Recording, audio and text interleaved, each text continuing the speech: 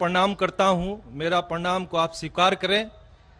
किशनगंज की पावन धरती पे आप आए हैं, आपका अभिनंदन है, स्वागत है। मैं क्वेश्चन करने से पहले एक बात बता देना चाहता हूं कि मेरा नाम है मनीष कुमार जालान। मेरी प्लाईवुड की फैक्ट्री है और उसमें हम 3 पार्टनर हैं, एक मुस्लिम पार्टनर भी उसमें है। मेरा बिजनेस 18 साल से उनके साथ है। कभी धर्म के कारण कभी कोई कंट्रावर्सी हमारे बीच में नहीं आई है और भगवान के आशीर्वाद से मैं चाहता हूं कि आगे भी नहीं आएगा। मेरा प्रश्न आपसे है कि सनातन धर्म और इस्लाम में क्या समानता है, उसके बारे में मुझे थोड़ा सा क्लियरिफिकेशन। भाई साहब का सवाल है कि उसकी प्लाईवुड की फैक्ट्री है, 3 पार्टनर, एक पार्टनर मुसलमान है, कभी भी कंट्रोवर्सी नहीं है और इंशाल्लाह नहीं आएंगी। उनका सवाल है कि सनातन धर्म और इस्लाम में क्या यकसानियत है, वो जानना चाहते हैं। हिंदू मजहब की सबसे अहम किताब है वेदा।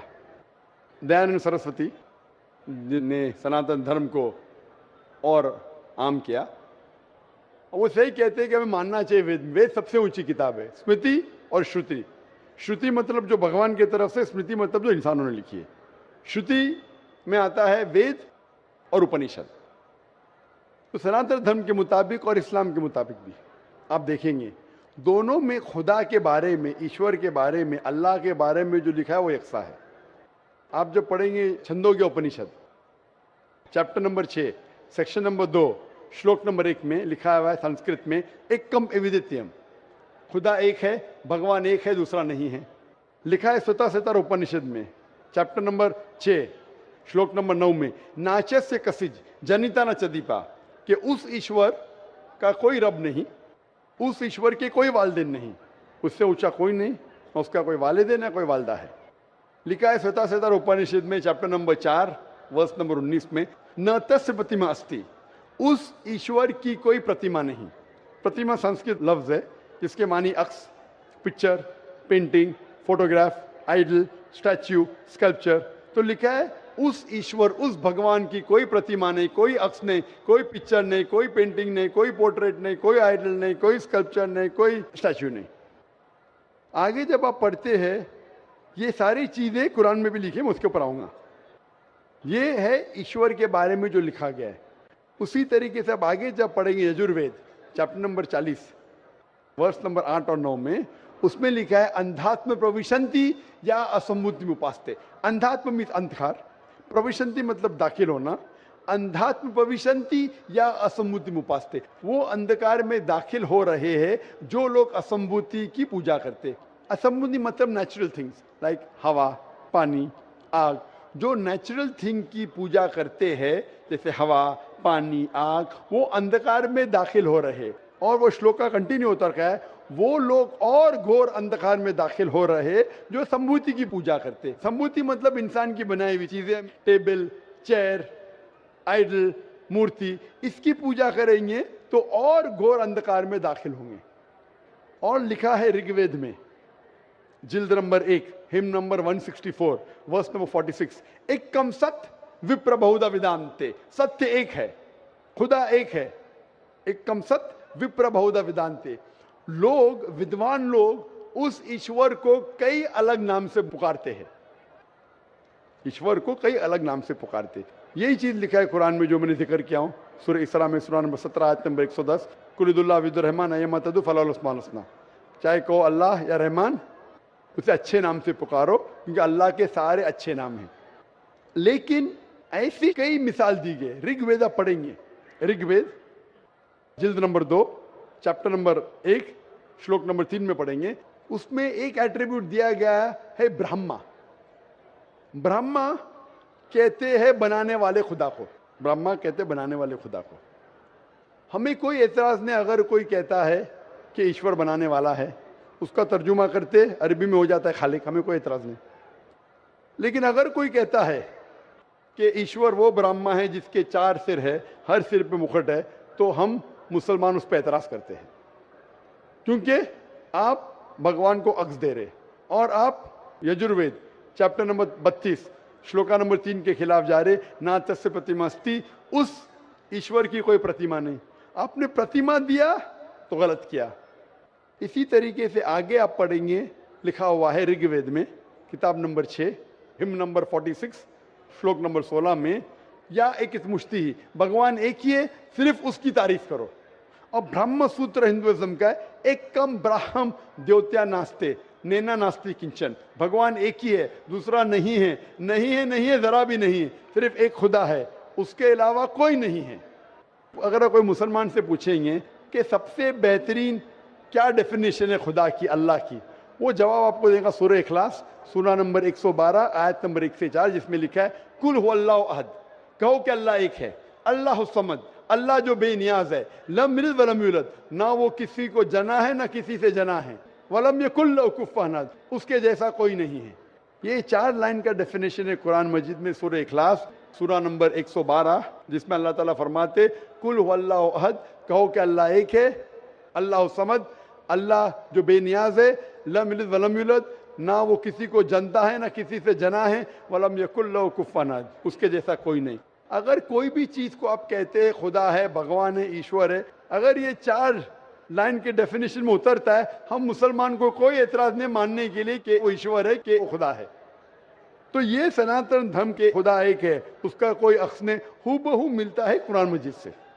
लेकिन मैं एक स्टेप आगे जाता हूं, यहां तक के तो सही है, दयानंद सरस्वती ने कहा ईश्वर के बारे में, मैंने मान लिया, मैंने थोड़ी और रिसर्च किया।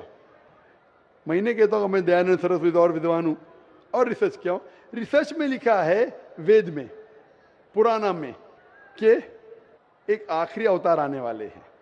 इसका जिक्र दयानंद सरस्वती ने नहीं किया, क्यों नहीं किया मैं जानता नहीं, लेकिन लिखा है भविष्य पुराना, मतलब जो भविष्य के बारे में आपको कह रही है। अगर आप पढ़ेंगे वेद और भविष्य पुराना और बाकी पुराना, कई जगह आखिरी पैगंबर मोहम्मद सल्लल्लाहु अलैहि वसल्लम का जिक्र है। मैं पूरा तफसील से नहीं बोलूंगा, हवाले दूंगा तो आसान होगा। आप पढ़ेंगे भविष्य पुराना पर्व 3 खंड 3 अध्याय 3 श्लोका 5 से 8 तक, इसमें मोहम्मद सल्लल्लाहु अलैहि वसल्लम का जिक्र है। आगे पढ़ेंगे भविष्य पुराना पर्व 3 खंड 3 अध्याय 3 श्लोका 10 से 27 में मोहम्मद सल्लल्लाहु अलैहि वसल्लम का जिक्र है। अगर आप पढ़ेंगे अथर्ववेद किताब नंबर 20 खंड नंबर 127 श्लोका नंबर 1 से 14 में मोहम्मद सल्लल्लाहु अलैहि वसल्लम का जिक्र है, इसे कहते कुंटब सुक्तास। अगर आप पढ़ेंगे ऋग्वेद किताब number 1 chapter number 53 shloka number 9 में मोहम्मद सल्लल्लाहु अलैहि वसल्लम का जिक्र है। कई जगह पे उनका नाम से जिक्र है और बड़ी तफसील से जिक्र है कल की पुराना में। कल की पुराना चैप्टर नंबर 5, 7, 9, 15 यहां पढ़ेंगे। इसमें लिखा है कि कल युग में, कल युग मतलब आखिरी युग में आएंगे आखिरी अवतार। अवतार जैसा मैंने कहा का मतलब नहीं कि भगवान नीचे आना, अवतार एक संस्कृत वर्ड है जिसका मानी अवत्र, अवत्र मतलब खुदा ने भेजा, खुद खुदा नहीं आ रहा है, it belongs to god, not god himself. इसीलिए इसका कॉन्सेप्ट है मैसेंजर, पैगंबर। तो कल युग में कल के अवतार आएगा, उसके बाप का नाम है विष्णु यास। विष्णु मतलब ईश्वर खुदा, यास मतलब खुदा का बंदा। अरबी में कहीं हो जाता अब्दुल्ला जो मोहम्मद सल्लल्लाहु अलैहि वसल्लम के वालिद का नाम था। उसकी माँ का नाम होगा सुमति, सुमति मतलब अमन शांति। अरबी में कहेंगे आमिना जो नाम था मोहम्मद सल्लल्लाहु अलैहि वसल्लम के वालदा का नाम। वो पैदा होंगे एक अमन के शहर में जो था मक्का। वो पैदा होंगे ऐसे खानदान में जो उस शहर का रखवाला था और मोहम्मद सल्लल्लाहु अलैहि वसल्लम कुरैश खानदान में पैदा हुए। पहली वही उन्हें आएंगे एक गार में, एक केव के अंदर। मोहम्मद सल्लल्लाहु अलैहि वसल्लम को सबसे पहली वही आए गार हिरा में रात के वक्त, हम जानते हैं। फिर वो माइग्रेट करेंगे नॉर्थवर्ड और वापस आएंगे। मोहम्मद सल्लल्लाहु अलैहि वसल्लम ने हिजरत की, मदीना फिर वापस आया। उनके 4 करीब दोस्त होंगे, सबसे पहले 4 खुलफा राशिदीन। ऐसे कई तफसील है। तो खुदा के जिक्र के बाद जो वेद में यकसानियत है जो कुरान से मिलती है वो है मोहम्मद सल्लल्लाहु अलैहि वसल्लम का जिक्र। और भी यकसानियत है, ये तो सिर्फ खुदा के बारे में और मोहम्मद सल्लल्लाहु अलैहि वसल्लम के बारे में। और यकसानियत है शराब मत पियो, जैसा मैंने कहा कुरान में लिखे सूरह माइदा सूरह 5 आयत नंबर 90 शराब मत पियो। मनुस्मृति चैप्टर नंबर 9 श्लोक नंबर 225 में लिखा है। कुरान में लिखा है जुआ मत खेलो, सूरह माइदा सूरह 5 आयत नंबर 90। मनुस्मृति चैप्टर नंबर 9 श्लोक नंबर 225 में जुआ मत खेलो। हिजाब पहनना चाहिए, कुरान में लिखा है सूरह नूर सूरह नंबर 24 आयत नंबर 30 और 31। ऋग्वेद में लिखा है जिल्द नंबर 8 में। इस तरीके से कई यकसानियत, सबसे अहम 2 यकसानियत है पुनर्जन्म, वेद में कुरान में। सबसे अहम यकसानियत खुदा है कि उसका अक्स नहीं है और मोहम्मद सल्लल्लाहु अलैहि वसल्लम आखिरी पैगंबर है। आप मानते हैं भाई साहब के खुदा एक है? मुझे जानकारी नहीं है। आप मानते खुदा एक है कि नहीं मानते? मुझे जानकारी नहीं है, और अपने धर्म को जो जानता हूं उस हिसाब से हम तो सभी देवी देवताओं को मानते हैं और हमें मानना भी चाहिए, ये हम जानते हैं। आपके धर्म में सबसे ऊंची किताब कौन सी है? हम तो गीता को मानते हैं। गीता क्या है? वेद का निचोड़ है। सबसे ऊंची किताब हिंदू धर्म में है वेद। वेद जो है श्रुति, वेद, उपनिषद। फिर आएंगे आपके महाभारत। भगवत गीता 18 चैप्टर है महाभारत के, 18 चैप्टर। महाभारत का एक हिस्सा है, श्री कृष्ण अर्जुन को सलाह देते हैं क्या करना चाहिए, वो उसे कहते हैं भगवत गीता। आप समझे ना? कहते हैं ये निचोड़ है वेद का, लेकिन वेद तो पहले समझो आप, बराबर ना? तो वेद में जब लिखा है इतना खास तौर के भगवान एक है, तो आप क्यों इतने देवी देवता में मानते नहीं? ये तो आपको तहकीक करना पड़ेगा ना। तो मैं जो कह रहा हूं उसे लिखिए, या ऑलरेडी अवेलेबल है किताब में, किताब जाइए पढ़िए, वेद पढ़िए। ये जाकिर मुंबई से आया बेगम बाकी तो नहीं कर रहा है, हवाला दे रहा है इधर से उधर, मैं भी फेंक रहा है। नहीं नहीं, हो सकता है ना फेंक रहा हूं। नहीं, आप जितनी बात को बोल रहे हैं पीस टीवी में भी देखता हूं। देखते माशाल्लाह। हाँ, तो अब आप वेद के बारे में बोले हैं और बताए हैं, आपका चैप्टर नंबर और पन्ना नंबर तो मेरे दिमाग में आया नहीं कि ठीक है बोल रहे हैं तो कुछ होगा उसमें, कुछ तो होगा, कुछ तो कुछ होगा। कुछ ना कुछ होके छोड़िए, मत तहकीक कीजिए। नहीं, क्या अब गलत या करूंगा। सही? अब नहीं, करेंगे। अब करेंगे। कितने दिन में कंप्लीट करेंगे? एक हफ्ते में कर लूंगा, कोई बड़ी बात थोड़ी है। एक हफ्ते में मैं आपके पार्टनर से पूछूंगा। आपने बोला अब तक कंट्रोवर्सी नहीं हुई। मेरा पार्टनर, कंट्रोवर्सी होना जरूरी नहीं है, आप उसको अच्छाई की तरफ लेके आओ, वो आपको अच्छाई की तरफ लेके आएगा। कंट्रोवर्सी नहीं करना। अगर आदमी बोला 2 जमा 2 5, अरे जान दे यार, मेरा पार्टनर मुझे ज्यादा पैसा दे रहा है, 5 रुपया दे रहा है, 2 जमा 2 5, गलत है। ये गलत है तो बोलना चाहिए। कंट्रोवर्सी नहीं होना अच्छी बात नहीं, कंट्रोवर्सी होके सच्ची राह पे लेके आना अच्छी बात है। आप समझ रहे नहीं? तो आपके पार्टनर से कहो, इतने 18 साल से आपके पार्टनरशिप किए, अभी आप एक हफ्ते में तहकीक करेंगे जाकिर क्या बोलता है, और पार्टनर से डिस्कस करो, बराबर ना? आप ठीक बोल रहे हैं। मेरे पार्टनर का नाम भी मैं बताना चाहूंगा। सैयद मजरुल हसन साहब नाम है उनका। सैयद मजरुल हसन साहब, तो लाखों लोग सुन लिए ना। हाँ, तो सैयद मजरुल हसन साहब को हमारे से 15 साल बड़े भी हैं, मेरे से 15 साल बड़े भी हैं। हाँ। हमारी डिस्कस होती है, सब चैप्टर पर डिस्कस होती है।